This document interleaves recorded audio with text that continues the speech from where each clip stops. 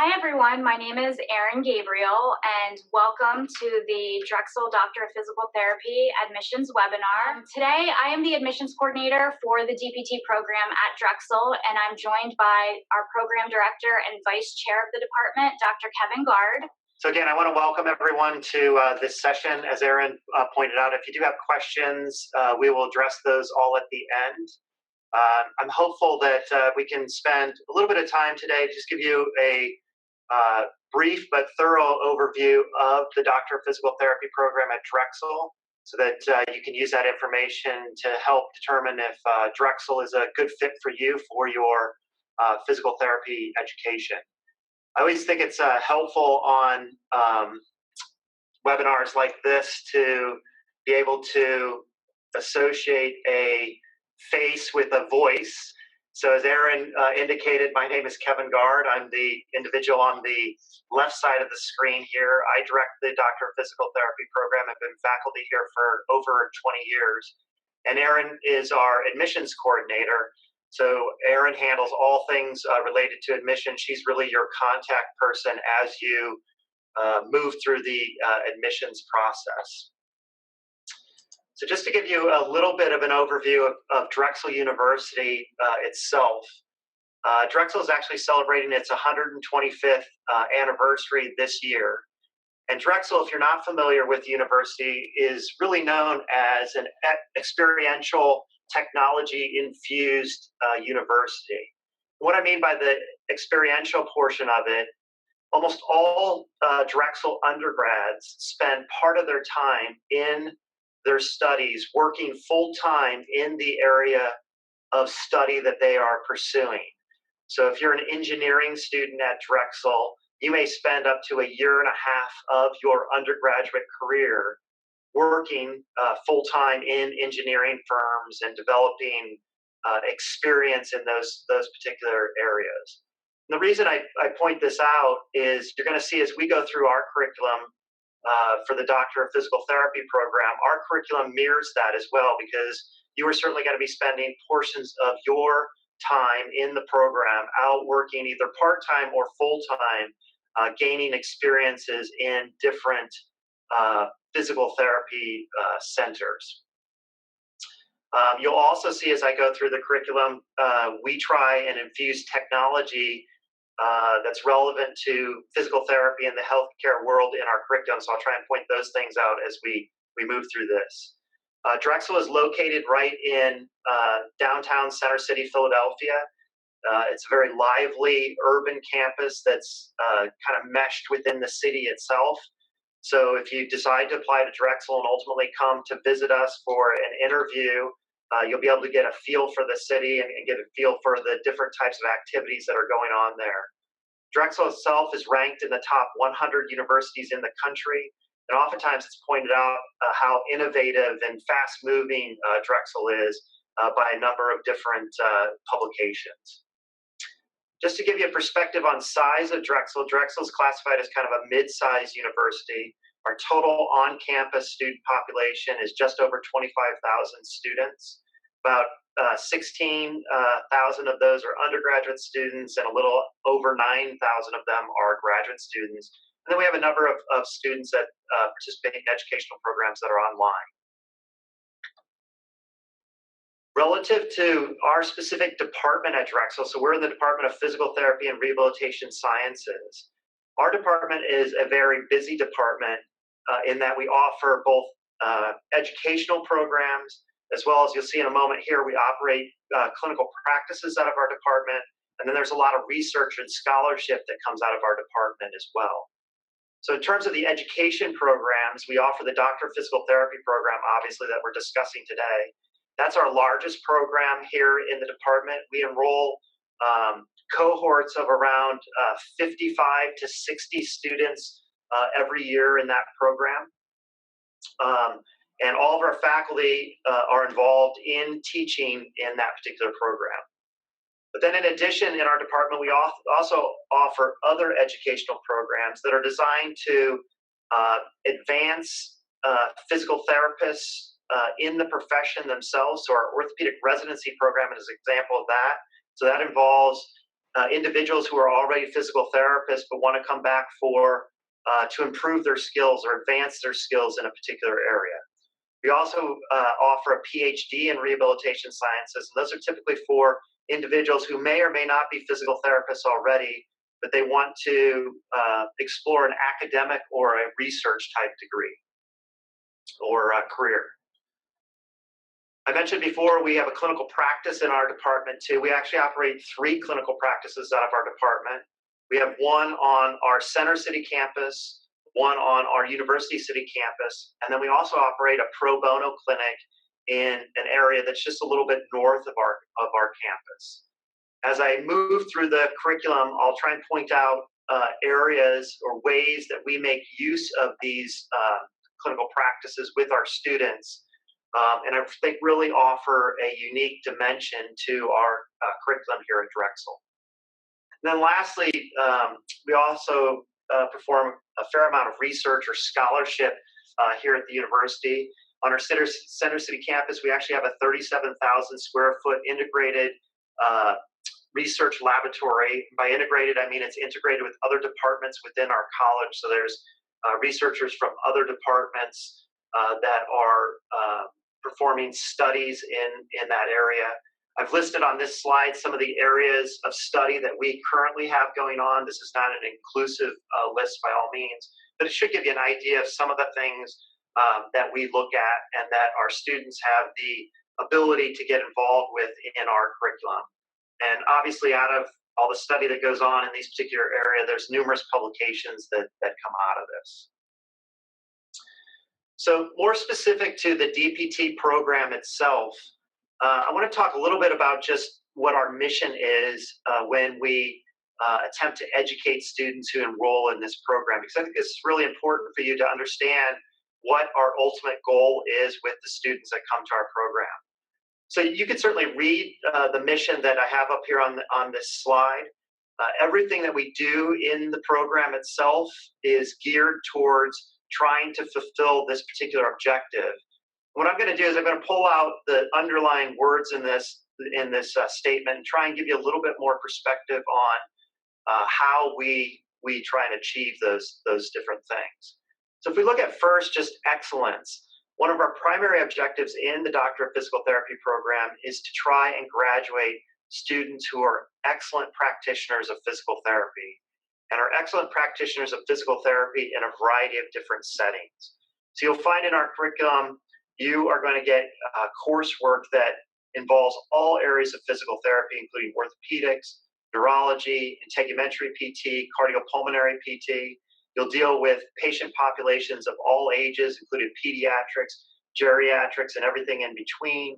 We explore physical therapy in all different settings, whether it's inpatient acute care, inpatient rehab, outpatient orthopedics, outpatient neuro, home care, skilled nursing facilities, you name it, we address it in our curriculum, with the idea that we want all of our students to graduate from this program having exposure to all of those different areas of physical therapy, so that when they go and take the board exam and the licensure exam, they successfully pass that and then move on into the professions being very well-trained practitioners for physical therapy.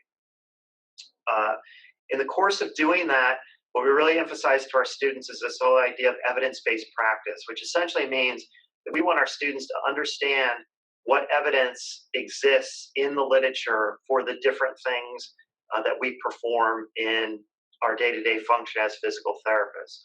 So if that's a particular evaluation technique, a treatment technique, a manipulation that we perform, we want our students to know what the level of evidence there is for that particular intervention. Because obviously we want to be able to utilize things that have the best evidence, that have been shown to have the strongest impact for particular conditions. So we really emphasize that to our students. And you'll see as we go through our curriculum, there's specific courses in the curriculum that really focus on that and then are followed up in the clinical courses that you take.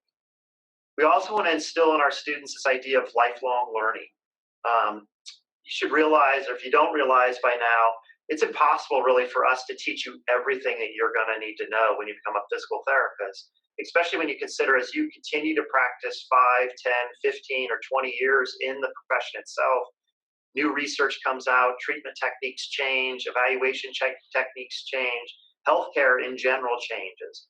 So we need to instill in you this idea that you're going to become a lifelong learner, that you know how to, and you have the resources to be able to research new things that are going on, that you're motivated to attend continuing education courses or to read journals, to continue to stay current in the area of physical therapy. So we really try and instill you with that idea. This idea of being innovative too, I already mentioned Drexel's sort of known as this innovative university, so we try and incorporate that into our curriculum as well. And I'll show you some examples of that. But we want those excellent clinicians that we graduate to go out and look for new and innovative ways to make an impact in a patient's life. So we really try and emphasize that. And then the last piece of this is this idea of civic and professional responsibility. We want our students to understand that they really have a responsibility to give back to the community, to give back to the individuals around them, that part of being in the physical therapy profession is just not working from 8 to 5 every day, putting your time in there and then going home and going about the regular aspects of your job. As a professional in any discipline, there's a certain level of responsibility that goes along with that you should feel the need to give back. And one of the ways that I've already mentioned in our clinical practice in the pro bono clinic that we run, that's one of the ways that Drexel gives back to the community. And as we rotate our students through that clinic, we hope that impresses upon them the need to do that. There's some other examples of that in our curriculum as well that I'll point out as we move ahead.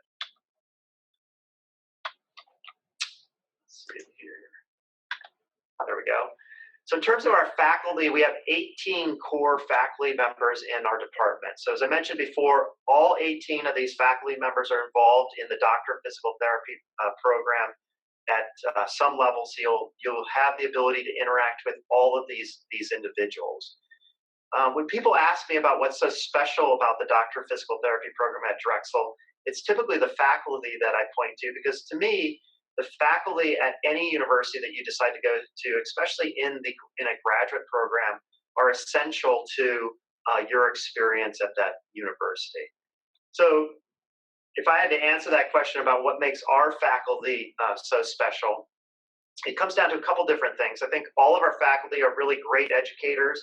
They've been recognized by a number of different organizations or with awards and stuff that have highlighted their ability to teach effectively. But more important than that, our faculty are really invested in our students' success.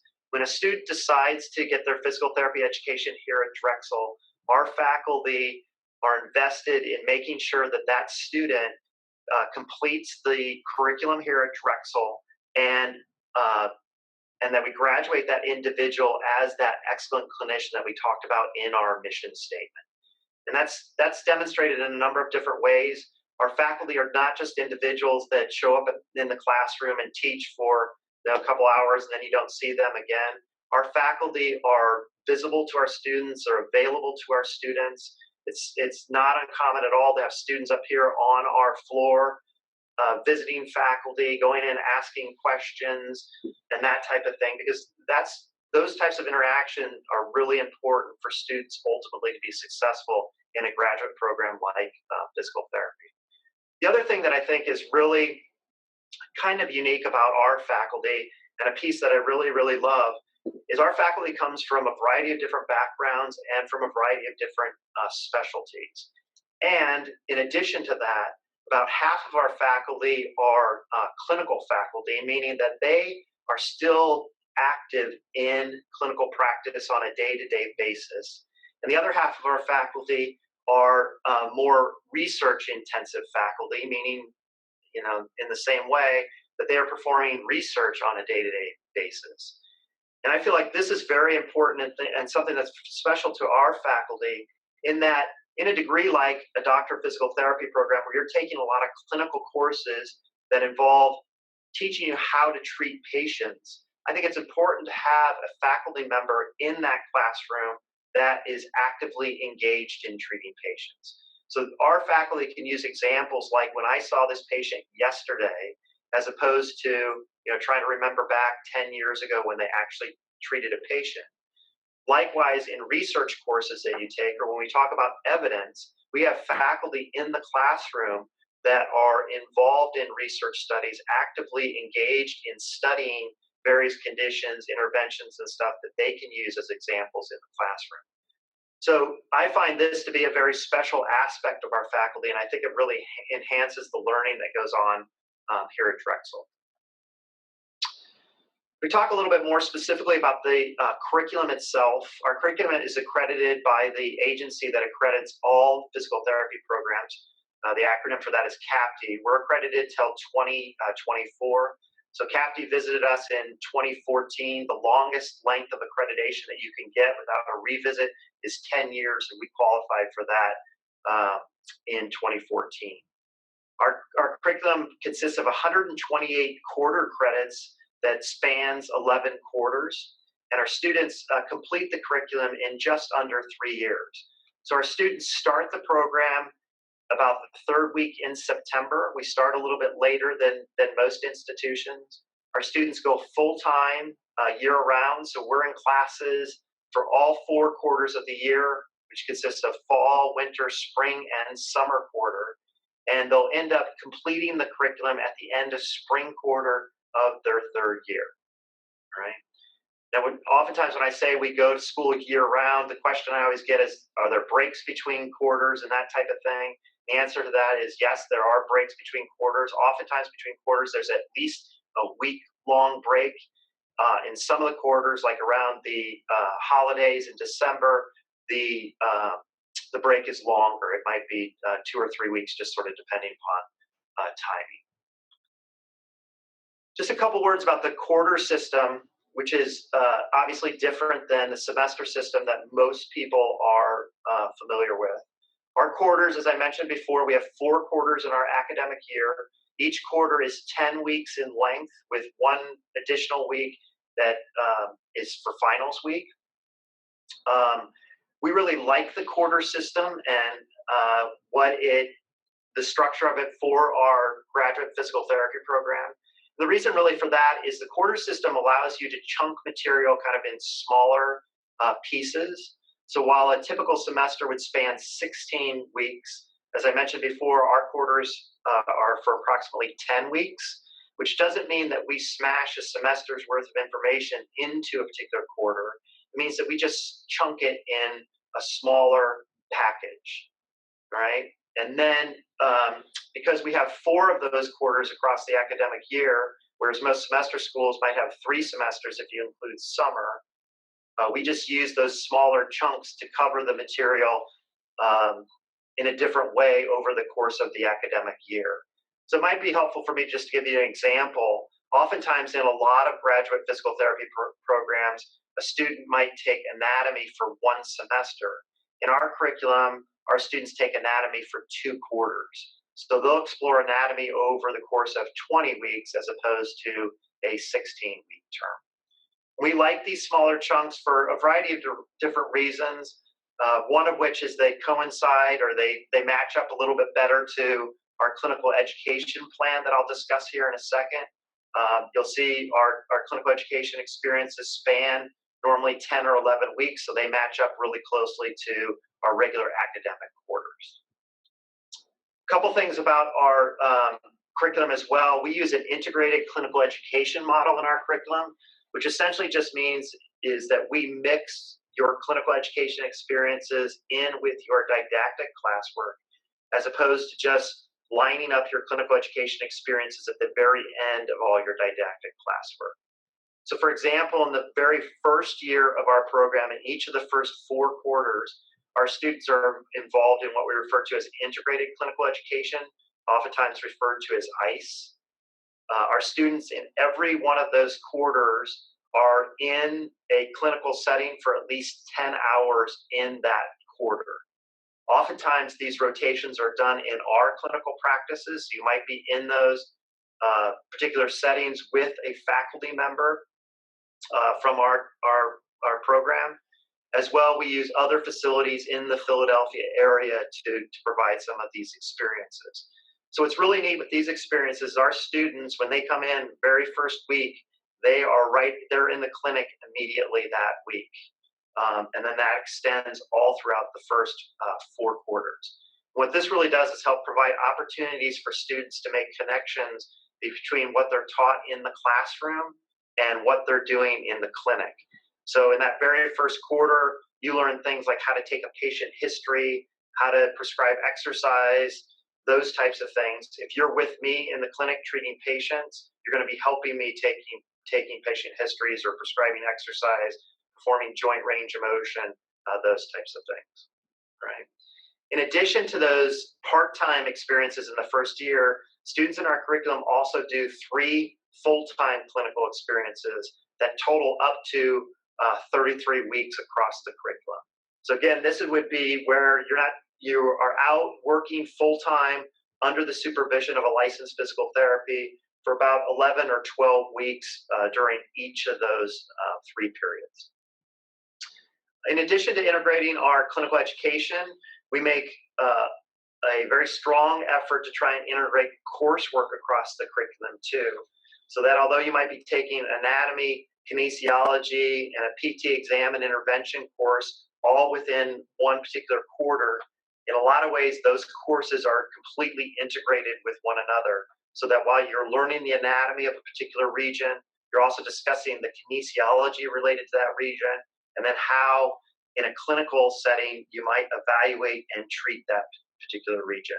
And we think those integrations between all that material really helps students synthesize that material and understand it at a better level. Okay. And as I mentioned earlier, our curriculum focuses on all areas of PT practice. So we're covering all areas that are relevant to PT practice and all the settings that a PT would typically work in. In terms of technology, I mentioned before, Drexel is sort of known as a technology university, and so we try and integrate that into our curriculum. There's a couple of different ways that we do this. One of the ways we do that is in our standardized patient lab. So our standardized patient labs, our students have 3 of those experiences throughout the curriculum. What this lab essentially looks like is we hire actors to come into the lab to act out certain patient scenarios. And we have our students go in to interact with those actors. And while that interaction happens, students are videotaped and audio recorded during those interactions. The idea here is these experiences allow students to sit down and view themselves in these particular settings, as well as to view themselves in conjunction with a faculty member so they can get feedback on how good of a job they are doing at taking a patient history or performing a particular manual technique, or how good they are at performing some of their clinical decision making that they need to perform. And the idea here is, again, to try and take this simulated experience and prepare you as much as possible for your full-time clinical education experiences. So again, I think this is an area where our clinical practices really become an advantage, because we identify a student who may be having difficulty with some particular skills in one of these simulated experiences. Oftentimes we can take that student and encourage them to come with us into our clinical practice environments and practice those skills so that by the time they go out on their full-time rotations, they're better prepared. In addition, we have some simulation mannequins that we use in our curriculum. These mannequins help simulate things like drop in blood pressure, increases in heart rate. They can have a myocardial infarction, those types of things. So these are really used to help simulate certain things that we're just not able to simulate in our lab itself. Almost all of our exams in the program are conducted online through a software program. We do this because the licensure exam that you take at the end of the curriculum is performed online, and we want our students to become acquainted with what it's like to take an exam online so that that doesn't become an issue when you ultimately take the exam. And then we also do in our curriculum do some training on an electronic health record. So our practices use an electronic health record. We try and get our students trained on that record so that when they go out into clinical practice environments, they're accustomed to that and they sort of hit the ground running in terms of their documentation skills. Another sort of different, unique feature is that we offer a service trip within our curriculum.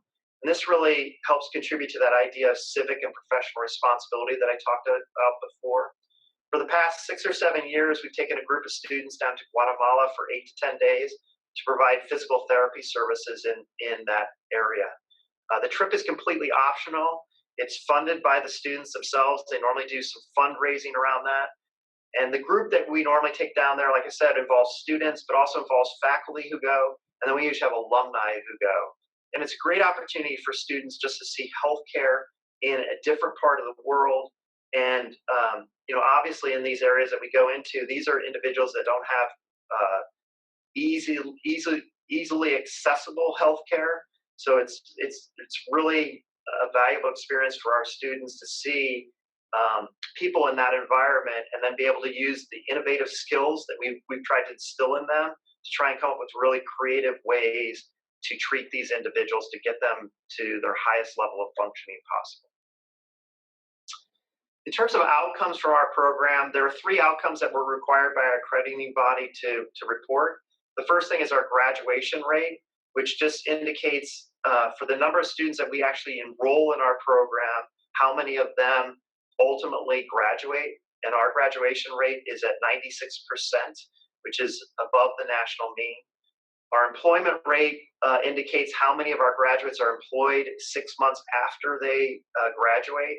Our employment rate is at 100%. And then our licensure pass rate indicates the number of our graduates who ultimately pass the licensure exam, which we sit at 100%. All of our graduates in our program have passed the licensure exam. But probably the thing that we're most proud of is our first-time pass rate, which is over our 35 plus years of offering physical therapy education. Our students pass the exam on their first try over 98% of the time. So we're really proud of our students' performance on that exam. If you look at our average score in comparison to national means, our students score higher on that as well. So these are outcomes that we're really, really proud of. In terms of cost, the total tuition for our program is just over $106,000, and that doesn't include fees.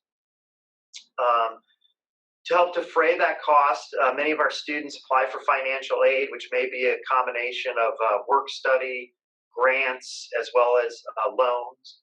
And then in addition, our department for the last probably 10 or 12 years has been able to offer merit scholarships to our applicants.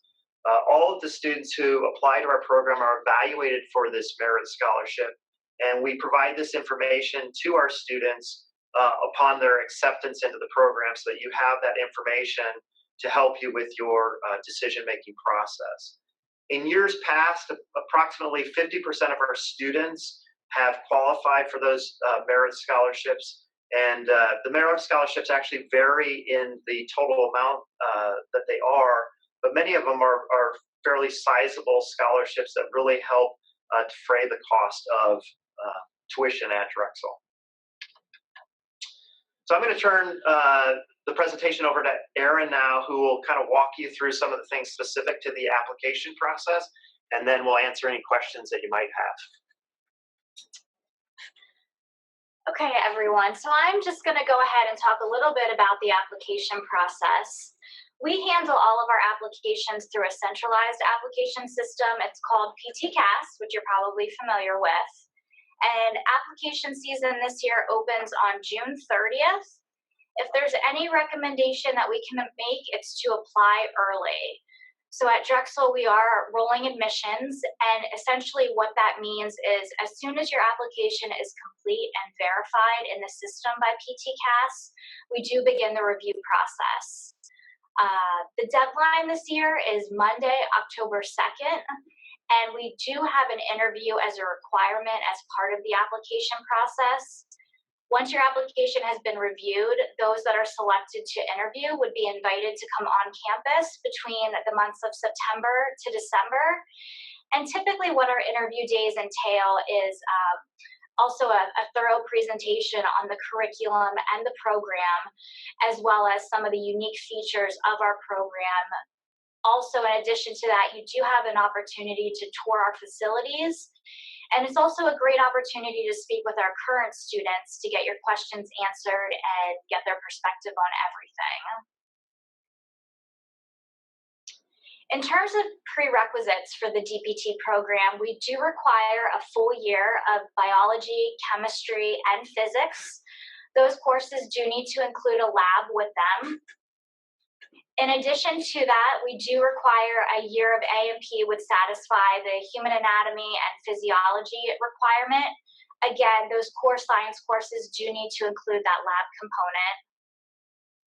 And then lastly, in terms of the prerequisites outside of the core science courses, we do require a general psychology course, as well as an introductory statistics course.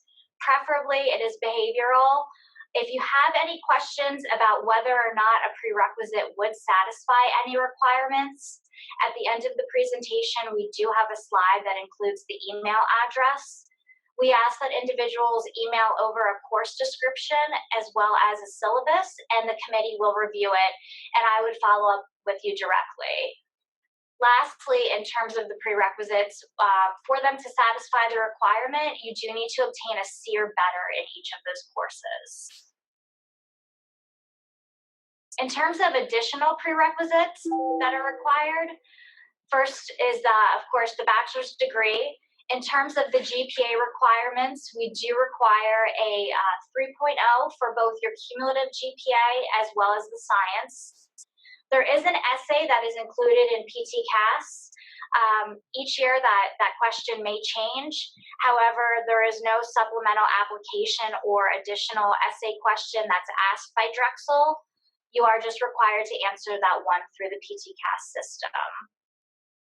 In addition to that, we do have a documented experience with a licensed physical therapist. These hours do need to be verified, and our minimum requirement is 50. Through the PT-CAS system, you have the option of either having the hours verified electronically, or you do have the option of uploading a form that can be signed by the physical therapist. Either one will suffice for our purposes. In addition to that, the GRE is a requirement. Our minimum for the GRE is a 300 combined between the verbal and the quantitative section, as well as the 4.0 on the analytical section. We also do require 2 recommendations. One needs to come from a science-based professor or your academic advisor, and then also a licensed physical therapist. Just something that I want to note here is the PT-CAS system will allow you to also submit up to 4 letters of recommendation. The committee does review every letter in its entirety. So if there are people that can really speak to your skills and your assets and your dedication to becoming a physical therapist, you certainly want to encourage them and ask them to write a letter of recommendation on your behalf. But again, the minimum requirements would just be that science-based professor and then also a licensed PT. And then lastly, I touched a little bit on this earlier, but an interview is required for those that are selected to come on campus. So we covered a lot of information today in a pretty thorough format, but what really are those key takeaways about the Drexel DPT program? As Dr. Gard alluded to earlier, of course, there's a long history of physical therapy education here at Drexel. The program has 35 plus years of history and is dedicated again towards developing excellent clinicians that hold experience in terms of innovation as well as a commitment to the PT field.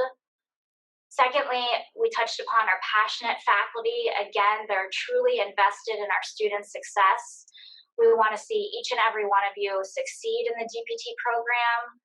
And many times I'll hear from students in the program that our faculty really truly view our students as colleagues, not just as a student. So that speaks volumes to the relationships that they build during their time here at Drexel. Next, we talked a little bit about technology-infused curriculum and Drexel's mission and commitment towards becoming a leader in innovative practices that is incorporated through your entire program here at Drexel. And also we touched next upon students, again, having that opportunity to train and really practice in our 3 clinics that are owned and operated by Drexel. Again, the idea there is truly having an opportunity to begin applying the skills that you're learning in the classroom and also begin building your confidence level up in the Drexel clinics. And then lastly, we touched upon Philadelphia. It truly is a wonderful city. You have access to tons of different healthcare systems with a variety of settings that you can get experience and exposure to. It's a very lively city and diverse city. Truly just fun all around, great area for, art, music, history, theater. I also hear from students that may not be from around the area. It's a very easy city to navigate. Public transportation is very easily accessible for our students. And with that, those are some things that just kind of highlight your experience here at Drexel and truly have us stand out in terms of physical therapy education. So that does bring us to the end of our presentation today. If you do have additional questions, I would encourage you to also visit our website. The link is included here, but you can also, of course, just Google Drexel DPT program. The direct email address is also there. It is ptadmissions@drexel.edu, and I will follow up with you very shortly after receiving your email and provide you all the information and guidance that you need. We do have some time, and we do also have some questions that were asked. So we want to take a couple moments here to address those questions. I'm just going to kind of go through them one-on-one, and Dr. Gard and myself will chime in. So we have a question that was asked regarding the DPT curriculum outline, which can also be found online. And if you've had a chance to view that, you'll notice that in year 3 of the program, during that year, you have the opportunity where you're going to complete your 2 clinical experiences or a clinical internship. It's marked on the curriculum grid. And in terms of the question we got, what is the difference between actually clinical experience versus internship for that? So I'm going to let Dr. Gard just kind of elaborate a little bit on those categories. Yeah, the main difference between the clinical experience and the clinical internship really comes down to whether or not those experiences happen at 2 different locations or if they happen at the same location. So what we did in the curriculum was allowed the possibility or the opportunity to be able to combine your clinical education 2 and clinical education 3 into kind of one larger experience at a particular facility. So that might be advantageous if you went to a large medical center that had a lot of different things going on there that you could rotate between, or in some smaller settings even. So for example, like an outpatient orthopedic clinic, oftentimes if you can spend an extended period of time at that facility, it really helps you to hone your particular skills in that setting and in that area of practice. So we just made that allowance in the curriculum to give students the opportunity to be able to do that. If students want to make those 2 different experiences at 2 different locations, that's possible as well. I think I'll jump down to sort of a similar question. What are the locations for the clinical experiences? I'm not 100% sure if you're referring to the ICE experiences or if you're referring to the full-time clinical experiences. I assume it's probably the full-time clinical experiences, but I'll address both. For the ICE experiences, so those are the experiences that happen part-time in that first year. Many of them happen in our clinics that we own and operate, but then also some of them happen in healthcare facilities around us as well. So we don't own and operate our own acute care hospital or rehab hospitals, but we have facilities very close to us. So if we want students to do ICE experiences in those settings, we'll send students to those particular settings. For the full-time clinical experiences, our students do these clinical experiences at places across the country and even abroad. We have 2 students right now who are involved in their clinical education 2 experience in Italy. So that's a possibility to perhaps do experiences abroad. Yeah, sure. We're going to move to another question that was asked. It's regarding if a course was retaken, do we accept the average or do we just take the higher grade? So in terms of retaking courses, we actually count both the old grade and the new grade when calculating the GPA, which again is calculated by PT-CAS, and that would affect the cumulative and the science GPA depending on what courses those were. We also have a question that is in regards to cadaver labs, where they are located on Drexel's campus, and the association with the anatomy and physiology courses. We do have a cadaver lab for the Drexel students. The nice thing about the cadavers within the lab are the cadavers are truly the DPT students. So when you're working and dissecting on the cadavers, the way that you have left the cadaver is the way that you will find your cadaver when you return. We have an excellent anatomy instructor here who's been with Drexel for years and years and does an excellent job in terms of the anatomy lectures and the labs. Speaking with him a little bit and seeing a little bit about the labs, sometimes I'll get the questions, well, what is the ratio in terms of students to cadaver? So it's approximately about 1 to 5 in the way that he constructs his labs for anatomy and physiology. Yeah, just sort of to add to that a little bit, Dr. Ebal, who teaches our anatomy, is also a physical therapist as well. So he does a really good job of trying to make the anatomy relevant to physical therapy itself. My experience in a lot of gross anatomy courses that are taken with a non-physical therapist is there's a lot of time spent on regions of the body or systems within the body that aren't as relevant for physical therapy as other systems. So, for example, internal organs and that sort of thing, while they're relevant to us and it's important that we're able to identify them and determine if they're involved in particular pathology that may come to see us, the amount of time that needs to be spent with those as compared to the musculoskeletal system or something like that is much less. And Dr. Ebal does a really good job of covering that. And in our curriculum, you'll end up taking 2 anatomy courses. It's in the first 2 quarters. So you'll spend 20 weeks working with your cadaver.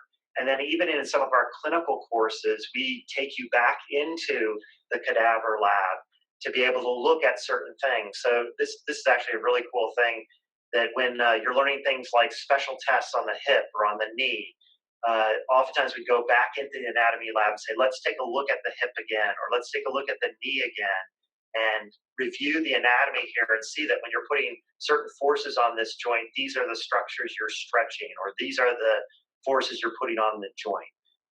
So we really make good use of our anatomy lab and the resources associated with it.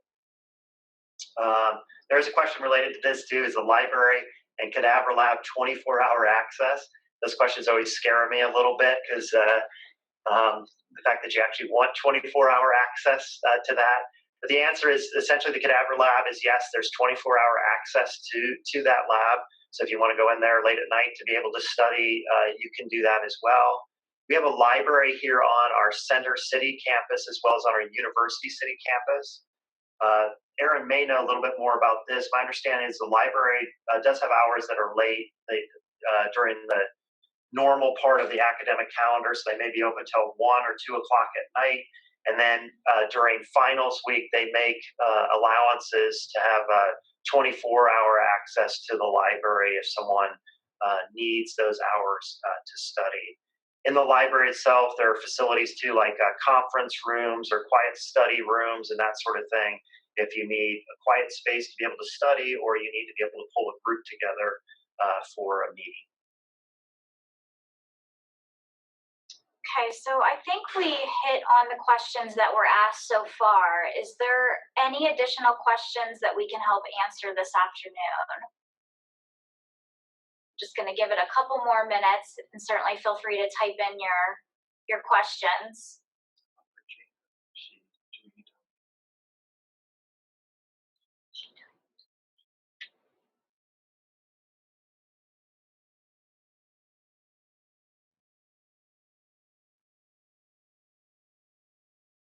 Okay, so a couple more students had asked a couple questions. One is regarding, on average, how many students apply into the program each year. So typically, in terms of applications, we get around 700 or a little bit more applications into the program each year. And again, so you will see it is pretty competitive. We do look at every application in its entirety. The committee reviews everyone that is submitted. Couple other questions, jumping back up. So regarding the merit-based scholarships, are they only available at the beginning, or can you qualify later based on your grades in the program? So with this question, in terms of merit-based scholarships, they are only available during the application process.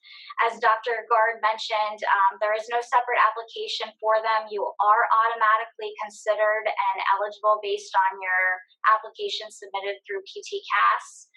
There are not the merit-based scholarship, again, able to renew or apply in your second or third year of the program. So I want to mention too, whether or not there are out-of-state fees.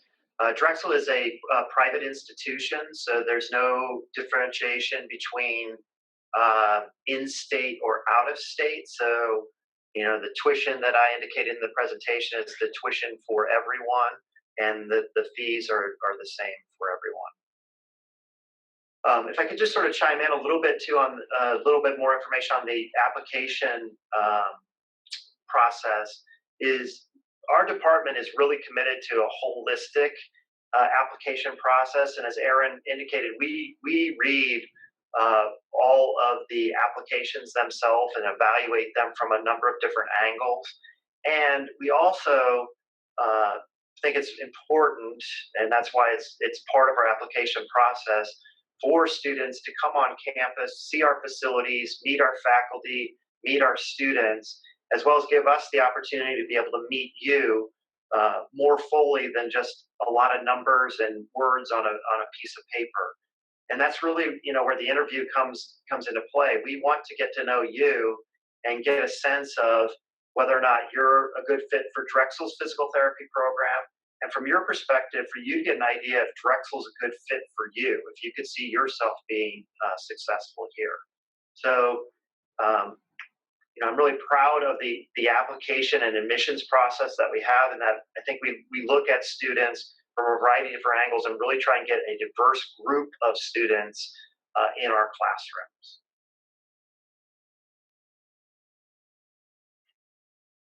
I believe we also have another question that came in terms of how many students on average receive an interview, and how long does it take to hear back from the admissions committee after submitting an application?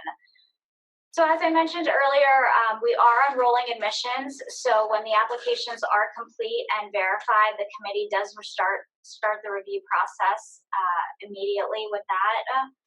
In terms of final decisions, our interview again is required. Those take place from September to December.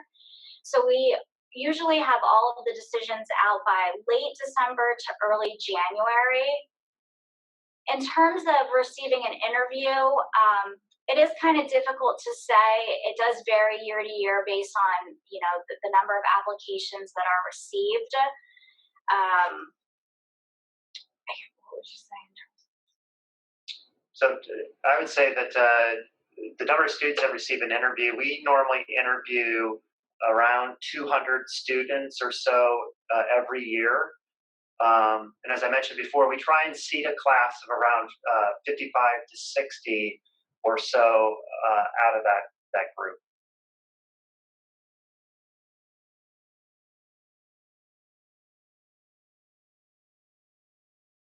And if anyone needs us to elaborate a little bit further on any of the questions, certainly just type in if something doesn't make sense or you need additional information.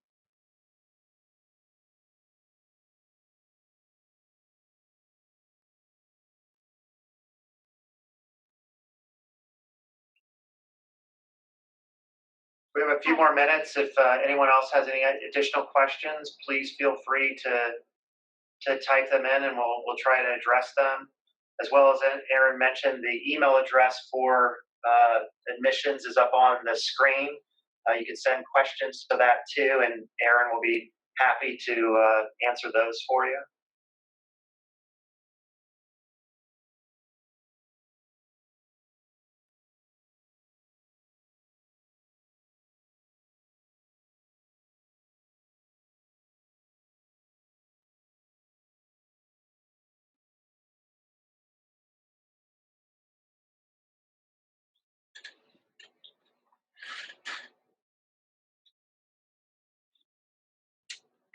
We received another question in regards to the interview day and regarding are the interviews individual or group interviews?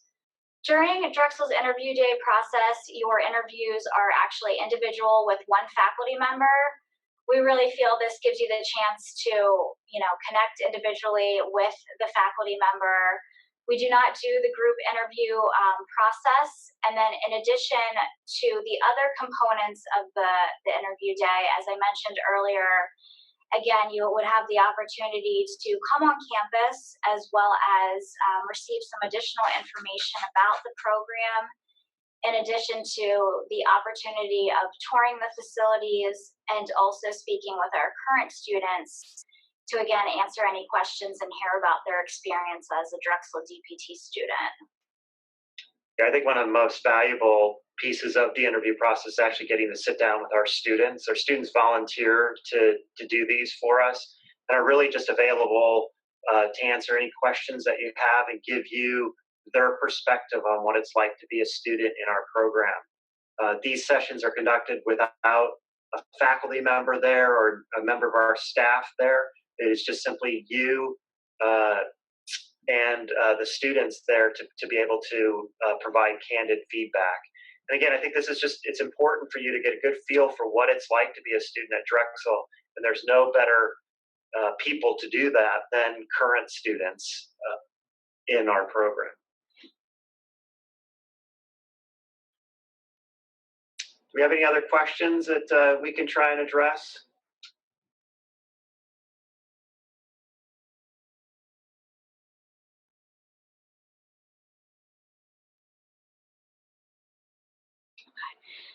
We received another question in regards to the components of the application being viewed equally, or is one thing more important than the other? For example, letters of recommendation, GRE scores, GPA, etc. As Dr. Gard alluded to earlier, we really take a holistic approach on reviewing our applications.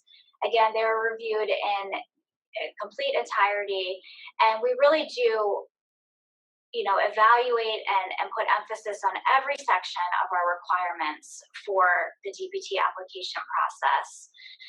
We're really looking, again, to truly try to understand a little bit more about yourself on paper, understanding your academic accomplishments, as well as those abilities that truly have you dedicated to the PT field, and also from a personal and professional standpoint. So again, we do look at every area of the application.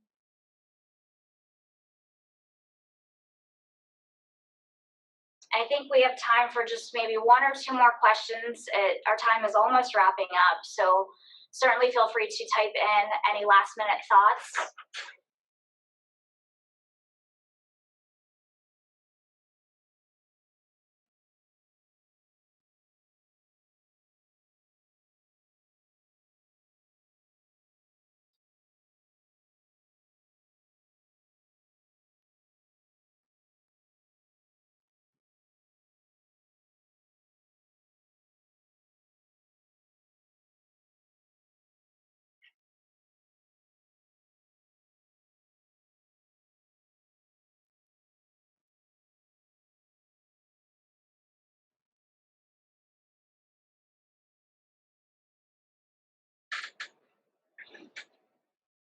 I don't see any other questions coming in, so I knew the minute I said that was something would come in. So in regards to PT observation hours, do you prefer a certain number of settings viewed? You know, to be honest with you, with the volunteer hours, we really keep it open-ended.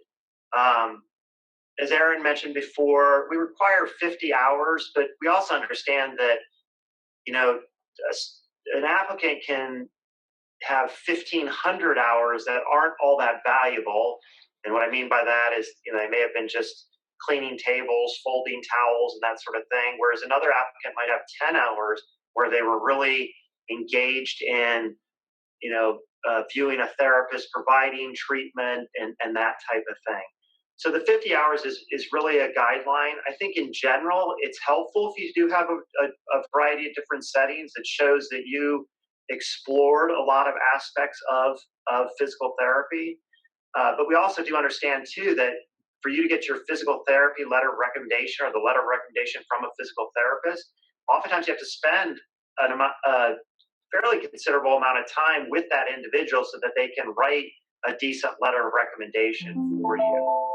So I know that's kind of an answer that's all over the place.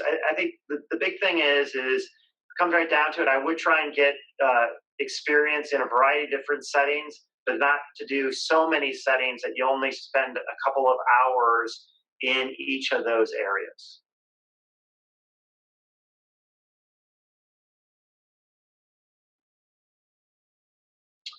So I think with that, we'll probably wrap it up here. I just want to take a moment to thank all of you guys for taking time to investigate Drexel. We realize this is an important thing for you to do, again, to really figure out what graduate program fits you best. Certainly, if you have additional questions, please email us and we'll be happy to answer those, or you can even call and we'll be happy to discuss them with you. But otherwise, good luck in your search for a graduate school. Thank you again for spending the afternoon with us. Take care.